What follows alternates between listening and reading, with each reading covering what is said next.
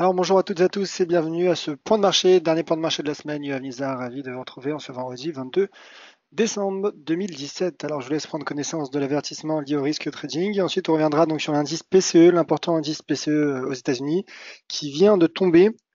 L'indice PCE est donc un des indices inflationnistes aux États-Unis. Mais avant tout, je vous laisse prendre connaissance de l'avertissement lié au risque de trading. Alors, le trading avec effet de levier amplifie toujours les gains et les pertes. Un compte risque limité présente un risque de perte du capital investi. L'investissement sur compte titre présente un risque de perte en capital. IG fournit exclusivement un service d'exécution d'ordre. Cette présentation est donnée à titre indicatif et ne saurait être considérée comme un conseil ou une recommandation. Voilà donc pour cet avertissement légal sur les risques. N'hésitez pas donc à vous servir du chat pour laisser vos commentaires et poser vos questions. Et je vous rappelle bien sûr, qu'en vous inscrivant à ce webinaire, vous avez automatiquement reçu une plateforme démonstration IG. Donc n'hésitez pas à tester nos stratégies, tester vos stratégies également sur cette plateforme démonstration. Voilà donc pour cette introduction. Et on passe au graphique de l'euro-dollar. Alors, pas énormément de volatilité, ce qui est plutôt logique à la veille d'un week-end de fête. Donc vous pouvez s'attendre à une absence de volatilité, hein, tant finalement les investisseurs et sont déjà la tête peut-être en vacances. Alors l'indice PCE Core, donc sous-jacent, qui ne prend ni en compte les prix, l'évolution des prix énergétiques ni ceux alimentaires, est ressorti donc à 1,5% conforme aux attentes du consensus, ce qui explique également cette très faible volatilité. Il n'y a pas eu d'effet surprise sur le marché. Et également les commandes de biens durables qui, elles, ont déçu, puisqu'elles sont ressorties à 1,3% aux États-Unis le mois dernier. Le consensus les anticipait à 2%. Voilà. Dans un second temps, on reviendra aussi sur le dollar canadien, puisque le PIB canadien a déçu. Il est ressorti à 3,4%, alors que le consensus l'anticipait à 3,5%. Mais ça, on en reviendra dans quelques minutes. On reviendra dessus dans quelques minutes. Alors tout d'abord, l'euro-dollar, bien sûr, l'analyse technique finalement reste cohérente, reste logique. Il n'y a pas de cassure, puisque faible volatilité, donc plutôt logique, je dirais plutôt cohérent. Ce support à 1,1846 ne casse pas. Et suite à ce marteau et à cet enchaînement finalement de toupies, hein, de ces bougies très étroites finalement, sur ce support à 1,1846, donc je pense en effet tous ces éléments me procurent un sentiment haussier intraday pour l'euro-dollar. Je pense que l'euro-dollar pourrait rebondir en direction des 1,1885 puisque le marteau est une bougie de retournement à la hausse. Et là, le marteau est, pour le coup, respecte, je dirais, les conditions de l'analyse technique. Mouvement baissier, contexte baissier, comme vous voyez avec ce repli, qui intervient, qui plus est sur un niveau de support. Absence de volatilité, donc finalement, je pense, bien sûr, que l'euro-dollar a le potentiel donc en intraday pour aller chercher les 1,1885. Toutefois, sur une vision, je dirais, avec un peu plus de recul, une vision de moyen terme, on se rend compte qu'un 1,1885, c'est vrai que c'est un seuil dont j'ai parlé à plusieurs reprises ces derniers temps, car en effet, il s'agit d'une très belle résistance sur l'euro-dollar. Donc, sous cette résistance, et je le répète, hein, à l'approche donc de cette période de fête qui est de facto moins volatile, un franchissement me paraît peu probable, pardon, mais en tout cas, voilà, l'euro-dollar pourrait aller travailler les 1,1885 comme je l'ai dit avant la clôture journalière par exemple, mais ensuite donc pour une vision un peu, je dirais, swing trading, un repli sur 1,1885 pourrait prendre forme selon moi, en tout cas selon l'interprétation que je donne à l'analyse technique. Voilà donc pour l'euro-dollar, suite à la publication de cet indice PCE qui est ressorti conforme aux attentes du consensus, du moins l'indice PCE Core, puisqu'il est ressorti à 1,5%. Voilà donc mon plan de trading, mon scénario envisagé sur l'euro-dollar. Je vais passer à l'USD CAD, puisque c'est vrai, comme j'ai expliqué en introduction, que le PIB canadien vient d'également être publié. Alors l'USD CAD hier, on l'a suivi ensemble, qui s'est replié donc suite notamment aux chiffres de l'inflation au Canada. qui ont vaincu les attentes du consensus, et le PIB également américain qui a été révisé, légèrement révisé en baisse. Donc tout ça a expliqué du point de vue fondamental le repli de l'USD CAD, mais techniquement ça fait quelques séances déjà pour anticiper ce repli sous cette résistance à 1,28 925 dollars canadiens.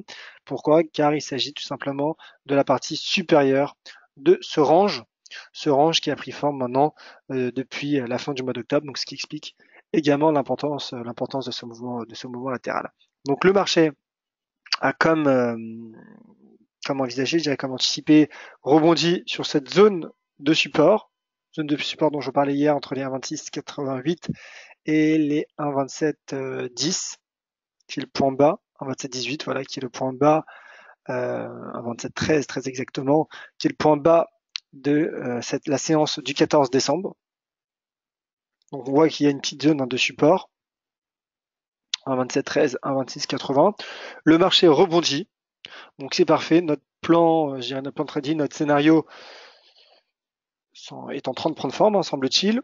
Donc finalement, stratégie, je dirais, logique de trading range, c'est-à-dire comme le dit la théorie de l'analyse technique, stratégie haussière sur support et baissière sur résistance. Donc voilà, c'est toujours plus marquant et flagrant lorsque le cours fluctue à l'intérieur d'un trading range, puisqu'en effet, pour gérer son risque avec ces seuils extrêmes, cela paraît bien sûr beaucoup plus simple, a priori bien sûr, il y a toujours des risques. En tout cas, voilà. Donc, cette stratégie de trading range sur l'USD CAD serait invalidée en cas de sortie. Et en cas de sortie, au contraire, je dirais que la stratégie suivrait la sortie, c'est-à-dire qu'une sortie vers le haut me procurerait donc un sentiment haussier. Ce n'est pas moi, encore une fois, c'est la théorie de l'analyse technique.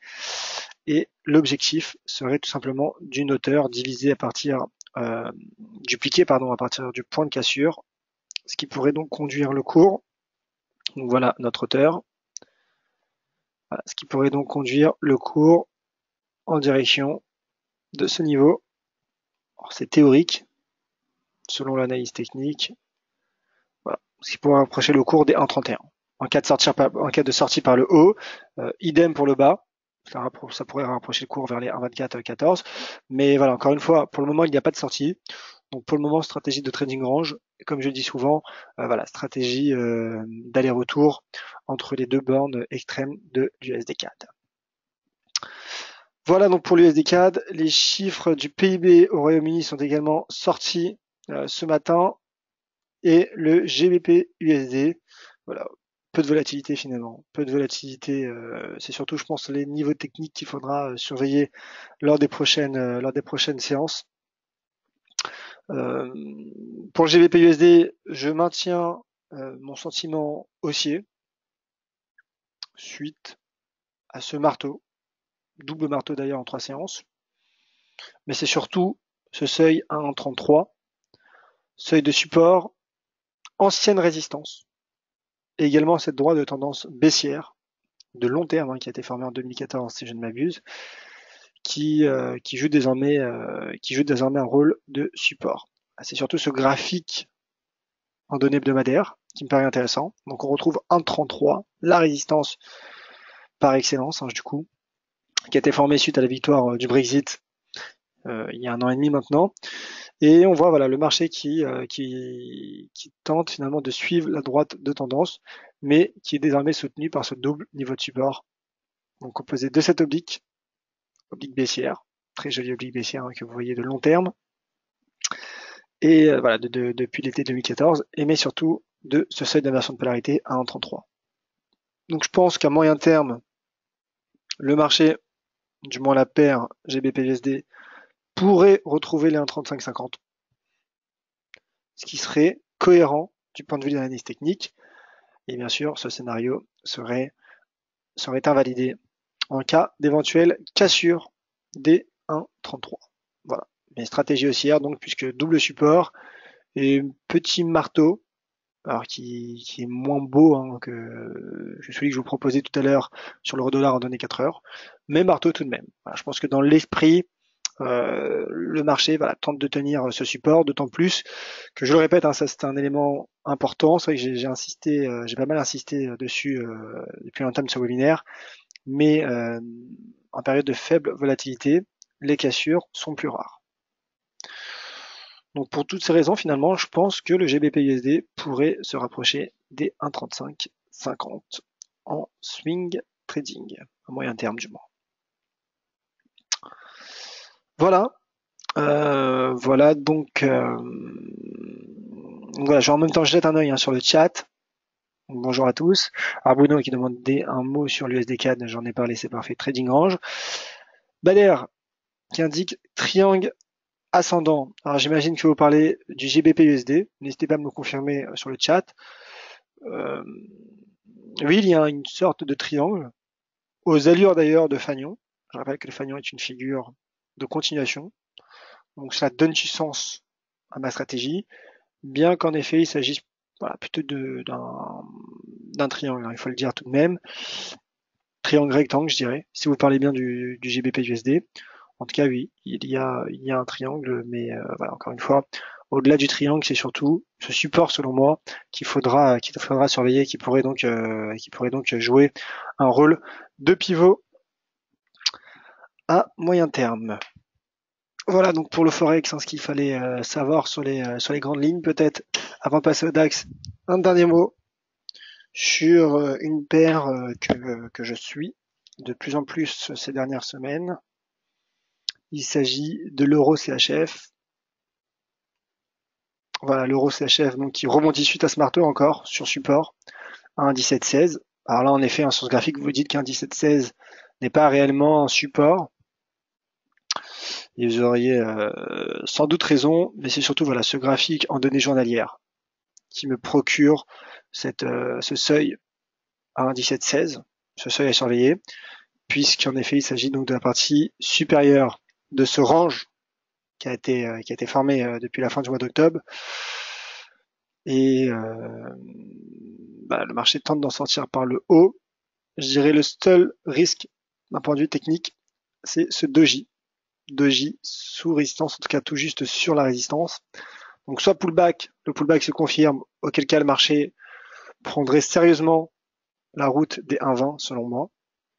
D'autant plus que ce scénario, je dirais, est appuyé par cette cassure, ce franchissement de RSI. Le RSI qui a franchi donc cette oblique baissière, qui a été formée donc depuis quasiment l'entame de ce range. Soit au contraire, le doji procure ses effets et un repli technique sous résistance pourrait prendre forme.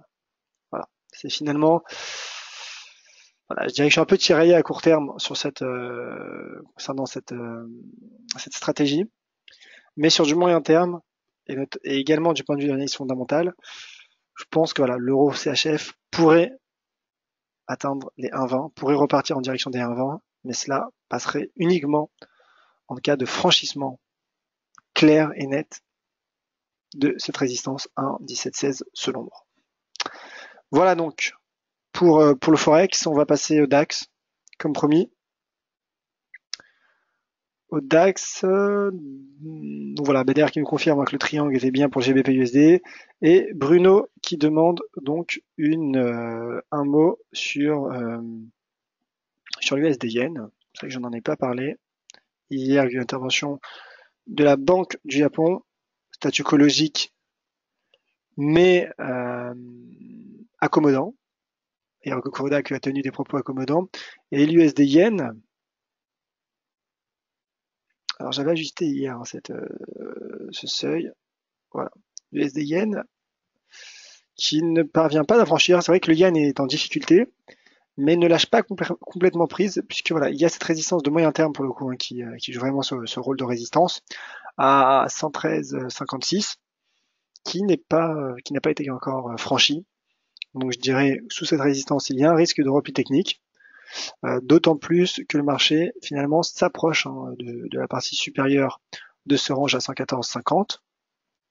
Donc je pense en effet qu'un repli technique sous les 114,56, comme j'en parlais il y a un instant, est envisageable, et l'USD Yen pourrait retomber sur les 112,60 à court terme. Voilà. Il s'agissait pardon des 113,56, voilà, de cette résistance qui pourrait faire barrage à l'évolution de l'USD-Yen. Et le marché pourrait donc retomber, comme je disais, dans un premier temps sur les 112,60, même les 112,25 hein, sur ce graphique randonnée journalière. Et en seconde cible, les 111,70, qui est également un niveau de support de moyen terme. Et ce sont voilà, des niveaux de support et de résistance intermédiaires, puisque n'oublions pas, comme j'ai expliqué, que depuis le mois de mars, l'USD-Yen est stable, se stabilise à l'intérieur de ce très joli range situé entre les 108,55 et 114,50. Voilà. Je passais au DAX. Ensuite, je passerai aux éventuelles questions. Donc, n'hésitez pas si vous en avez, c'est le moment. Alors, le DAX, où est-il? Le DAX qui a tenu les 13 000 points. Ça, c'est bon signe. Qui a tenu les 13 000 points. Et donc, qui pourrait rejoindre, alors peut-être pas en intraday, au vu de l'absence de volatilité, mais en tout cas, en swing trading ou dans les prochaines semaines d'ici la fin d'année, qui pourrait retrouver un court terme, bon quand même, je pense que dans les prochaines séances, le DAX qui pourrait donc retrouver la zone 13 165, 13 200 points. Stratégie plutôt haussière de court terme, plutôt de rebond, je dirais, sur le DAX, suite notamment à ce doji en données journalières qui a pris forme hier, doji sur les 13 000 points, qui pourrait procurer ces effets et donc conduire le cours de l'indice allemand sous les 13 165 points, qui est donc cette résistance en données journalières. Mais voilà, comme j'ai expliqué, c'est surtout cette zone 13 165, 13 200 points. Donc, stratégie de rebond sur le DAX. Vous avez mon plan de trading et cette stratégie serait invalidée en cas de cassure des 13 000 points. Auquel cas, le DAX pourrait retrouver cette zone 12 945, 12 865 points. Voilà donc ce qu'il fallait savoir pour la séance du jour. De rien, mon cher Bruno. Voilà, donc apparemment, il n'y a plus d'autres questions sur le chat. Si vous en avez, n'hésitez pas donc à me le faire savoir sur Twitter, @yoavnizar, dont voici l'orthographe. Voilà, donc la semaine prochaine, le programme des webinaires sera modifié bien sûr, semaine particulière. Mardi, il n'y aura pas de point de marché. Peut-être mercredi, jeudi. Je vous tiendrai au courant donc via les réseaux sociaux et également donc pour les inscrits par email vraisemblablement. Voilà, donc n'hésitez pas si d'ici là vous avez des graphiques à me proposer, Twitter @yohanizar et donc je n'ai plus qu'à vous souhaiter de passer de très belles fêtes, un très bon réveillon et un très bon week-end et on se retrouve donc la semaine prochaine sur dailyfix.com/français et sur les différents réseaux sociaux. Merci à toutes et à tous. Bonne fête, bon week-end et à bientôt. C'était Yoav Nizar pour Dailyfix France. Au revoir.